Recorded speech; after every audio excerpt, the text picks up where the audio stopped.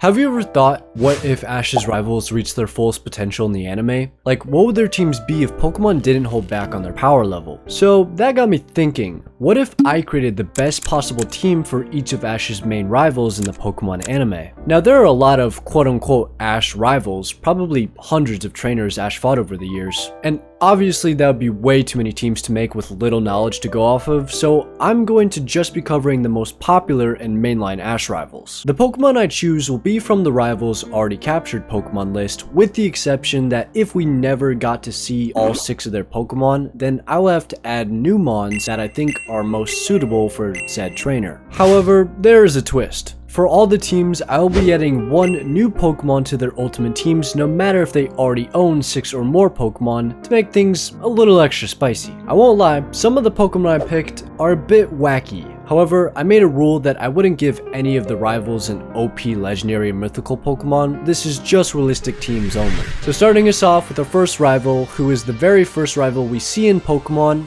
and that's Gary. The first Pokemon joining Gary's ultimate team is going to be his first starter, Blastoise, who is already super powerful. However, I think it's about time he has earned his right to Mega Evolve into Mega Blastoise. My second choice is another one of Gary's most iconic Pokemon, which is actually his Umbreon. Umbreon is shown to be very strong in the anime, and it's probably Gary's second most used Pokemon. Third, we got Gary's Tyranitar, which appeared not too long ago in Pokemon Journeys. Although we don't know much about Tyranitar, he did get knocked out by an Articuno during a raid battle. So we can only speculate it's somewhat strong, as Gary wanted to battle a legendary Pokemon with specifically Tyranitar. For this spot, I was debating on whether or not Hatterene or Arcanine should be here, but I ended up picking Arcanine as his feats are pretty good, taking down Giovanni's Kingler as well as putting up a good fight against Ash's OP Snorlax and an Articuno. Next is Gary's most powerful Pokemon, assuming he raises it right, and that is Regidrago, whom he caught also in a raid battle alongside Go in Pokemon Journeys. It's pretty crazy seeing Gary own a legendary Mon in the Ketchumverse, but I think it's about time he does, and if you're a legendary Mon, I mean come on, you're automatically joining an ultimate team. Lastly, for the 6th spot, the Pokemon I want Gary to catch that is strong enough to make it onto his ultimate team is none other than Aerodactyl. Specifically, that one from the Fossil episode back in the original series, as Gary after all is a researcher, and this is a strong fossil Pokemon, so it just makes sense that he would eventually catch this guy at some point and use it on his team. This is Gary's new ultimate team. It's looking pretty good, maybe not the best competitively, but this here is the anime, so types and stuff matter much less than they do in the games. Moving on to our next rival, and this here is going to be Richie, Ash's twin, who of course already owns some of Ash's Pokemon. First being his signature Pikachu with spiky hair named Sparky. I could evolve Sparky into a Raichu, but seeing as how Richie's whole character is to be a mirror of Ash, it just seems more fitting he stays as a Pikachu, and who knows, maybe Richie has the second strongest Pikachu in the anime, as Ash's is obviously number 1. Second Mon joining the ultimate team is his Charmander Zippo, who I'm evolving into a Charizard and also giving him access to Mega Evolution, although I have included another Pokemon on his team who can also Mega Evolve. I just think again, it's more fitting his Charizard is the one to Mega Evolve since it's a starter Pokemon from Kanto, and I'm gonna give him Mega Charizard Y since Y needs more love. For the third, we got his Butterfree Happy, who is all around solid, and apparently his Sleep Powder can knock Pokemon out, so definitely beware of Happy.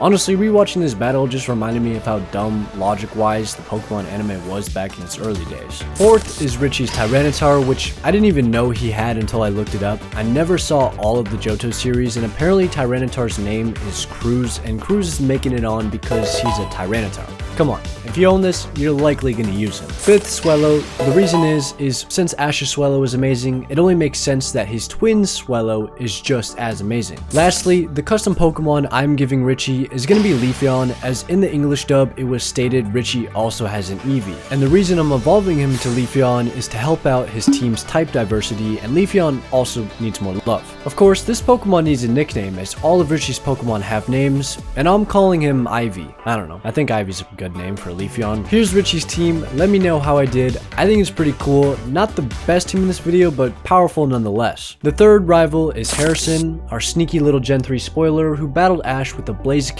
and Kecleon before Hoenn even existed. Although some people may not know that his main Pokemon is actually his Houndoom, where he's always seen with it out, just like Ash's Pikachu. Houndoom did lose to Ash's Bayleaf, but I think it's automatically here for the fact that Harrison is very close to Houndoom, which likely has gotten a lot stronger since we last saw him. I could give Houndoom access to Mega Evolution, but I think I'm going to save that feature for the next Pokemon. So the next Pokemon is Harrison's Blaziken, which now will be able to Mega Evolve, and he's hands down Harrison's strongest Pokemon. There's a reason Harrison was saving Blaziken to fight Ash's busted Charizard, and while it almost lost, Blaziken managed to defeat Charizard after the fact. Ash had full control over Charizard's moves. That annoying Sneasel is third, and I have to evolve it since Weavile is, well, stronger and more powerful. Kecleon is fourth, the first spoiler Pokemon to be shown outside Ho if you want to count that, and fifth is Harrison's Hypno, who seemed also pretty powerful, taking out Ash's Totodile and almost Snorlax. Lastly, my Pokemon I'll give him is Shiftry, as it's another decently strong Gen 3 Pokemon that I kinda think suits Harrison and is good type-wise for his team as well. However, you can be the judge of that, as his team isn't looking too bad at all. If you've been following along, I've started with Gary and Richie, who were Ash's rivals in Kanto, then Harrison, who was his main rival in Johto, so we should be on a Hoenn rival, but unless you want me to make a team for Puss in Boots guy, there are no main rivals in Hoenn for Ash, so we're moving on to Paul from Sinnoh. Let's start with Paul's first ever Pokemon, Torterra. Although Electivire is Paul's main ace Pokemon, Torterra is his first official mon, and I would assume that this guy is staying on his team no matter what, and he's very strong too, so he's here to stay. Second is of course Electivire, Paul's greatest Pokemon and Infernape's biggest enemy, all around a menace of a Pokemon in the anime. Numbers 3, 4, and 5 are all Paul's Pokemon he showed off in Journeys, beginning with Gyarados, a strong flying and water type for his team. Then his Garchomp.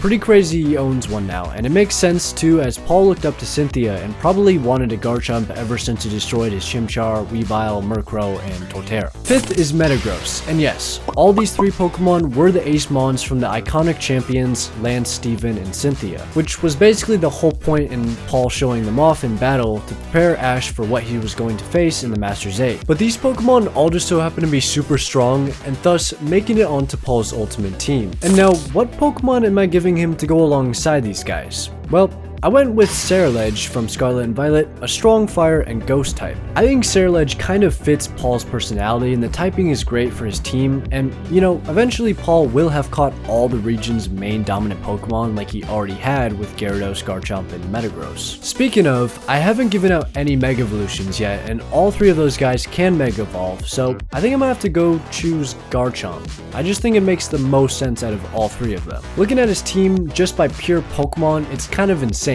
2 pseudo-legendaries plus 4 powerhouses very much make sense for Paul's character to have them on his team, and I'd say this is one of the best teams in this video. Next up is knockoff Paul, Trip, who I hoped we'd see more of in the anime, as his character was, well, kind of wasted potential as we never got to see a full battle between him and Ash in the league. However, Trip and Ash have fought a handful of times for me to get an idea of what Trip's ultimate team would look like, so starting with the obvious, the superior choice, Superior. Not gonna lie, Trip Superior should have defeated Ash's Pikachu in the league, but somehow Pikachu with one combo move one-shot Superior, even though it should be Superior, but nonetheless, Superior is very fast and scary, definitely a superior starter compared to the other starters. Trip's Conkeldurr is also joining, along with his Tranquil, which I'm evolving into Unpleasant, Vanillite, which I'm evolving into Vanillux, and Lampert, which I'm evolving into Chandelier. Yes, I am leaving out Frillish, since I'm adding my own of course, but his team alone is competitively one of the best in the anime. Anyways, since I get to pick his last, I've opted Trip to catch a Bouffalant as his 6th Pokemon. The main reason being is Trip's whole character is that he has this burning desire to prove himself to former Unova champion Alder, and Bouffalant is Alder's main Pokemon, so it only makes sense for Trip to catch one, possibly even more powerful than Alder's Bouffalant, just to prove himself that much more to him, and I just noticed Trip doesn't have any Pokemon that can Mega. All in all, Trip's team is showing very promising, not bad at all, even without any Megas. Okay, this is the next Unova main rival, Cameron, the dude that beat Ash with only 5 Pokemon and also really only showed up for the league. It's actually kind of crazy that a lot of the people that beat Ash in the league showed up later in the series. That's kind of a weird stat, not gonna lie. Although this isn't confirmed in the anime, there's a pretty high chance that Samurott/Oshawott is Cameron's first Pokemon he owns, so I'll include him here first. Then of course, following Samurott is his main Pokemon, Lucario, that evolved during his battle with Ash's Pikachu. Again, his Lucario is broken for tanking an absolute insane amount of hits from Pikachu without going down. Plus, his Lucario can Mega Evolve now to make him even more dangerous, which will certainly help his team. Third Mon will be Hydreigon, as that's Cameron's secret weapon that was used to knock out a few of Ash's Pokemon. Fourth and fifth are Cameron's only other known Pokemon that have battled, that being Swanna and Ferrothorn. He was shown to have a Watchdog, but realistically, I don't think he's as good as these other Mons. Lastly, for Cameron's special Pokemon, I want to give him a Rampardo, since a headbutting Pokemon makes perfect sense for a character like Cameron.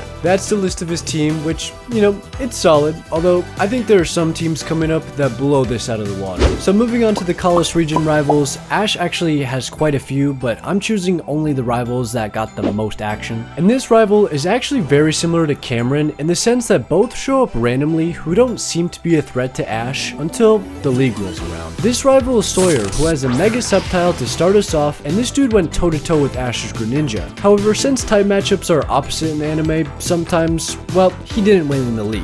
But he did back before Greninja mastered his transformation. Sawyer's second Mon is Salamence, which kinda reminds me of Cameron's Hydreigon. Third is Aegislash, a great competitive Pokemon. Fourth is Slacking, which actually fared great against Ash's Pokemon during their fight. Fifth was either going to be Clawitzer or Slurpuff.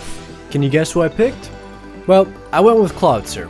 Even though fairy types are really good, there's a reason why I didn't include Slurpuff in his ultimate team, and you'll see why in just a second. So the Pokemon I'm giving my man Sawyer, who honestly is Ash's most underrated rival, possibly better than Alain, but anyway, I'm choosing Gardevoir. Why?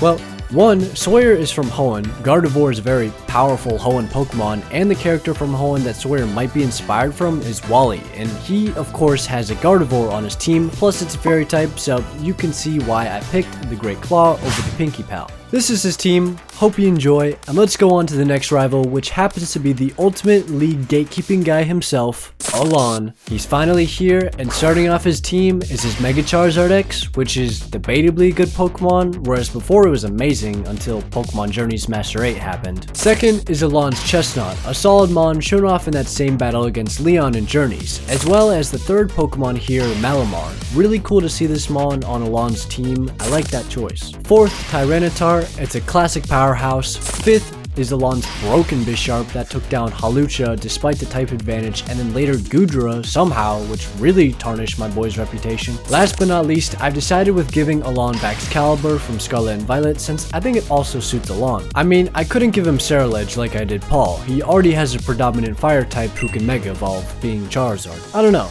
Who are you picking? Team Sawyer or Team Alain? Which one's better? Low-key, both are really good, but I'm gonna have to take Alain's team since he's got Excalibur, one of my favorite SV Pokemon. So we're floating in Alola right now, and Ash technically has two main rivals, that being Kiawe and Gladion, but Kiawe is also Ash's companion. And if I ever do this video but with Ash's companions, then I don't want to include Kiawe here also, so Gladion it is. And for Gladion's team, we are starting with his first ever Pokemon, that being Umbreon.